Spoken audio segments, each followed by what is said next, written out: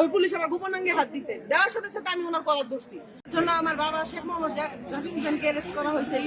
এই মামলাটা সম্পূর্ণ একটা মিথ্যা মামলা। মিথ্যা মামলা। এটা আমাদের মেলান্দু থানার ওসি অবগত হওয়ার পরেও মিথ্যা মামলাটা ওরা নিচ্ছে।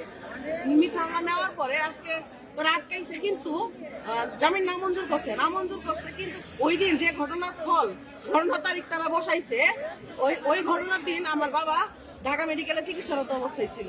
এটা আমাদের কাছে যথেষ্ট পরিমাণ প্রমাণ আছে। ওইখানে চিকিৎসার যে ডকুমেন্টস গুলো এগুলো আছে। আমার বাবা ওইখানে একটা ছবিও তুলছিল। ছবির নিচে ডেসক্রিপশনে তারিখ আর সময়ও দেখা যায়। ওইটাও আমার কাছে প্রমাণ আছে। পরে আজকে অ্যারেস্ট করার পরে গ্রামের মানুষ যখন শুনছে, গ্রামের মানুষের নামে এই মামলা মিথ্যা আসামি দিছে। দেওয়ার পর গ্রামের মানুষ সবাই ছুটে আসছে। আসার পরে হলো যদি এখানে বিশৃঙ্খলা সৃষ্টি করে, এর জন্য আমি সবাইকে কোর্টের বাইরে বসাইছি যে আপনারা বসেন। বসানোর পরে আমি ভিতরে ঢুকতে লাগছি। ঢুকার সময় আমার বড় ফুপুকে সহ আমাকে ধাক্কা দিয়ে, আমার বড় ফুপুর চুল ধরে ধাক্কা দিয়ে ফেলাই দেয়। আমি আগাইতে লাগছে, আমাদের সহ ধাক্কা দিয়ে এক মহিলা পুলিশ ফেলাই দিছে।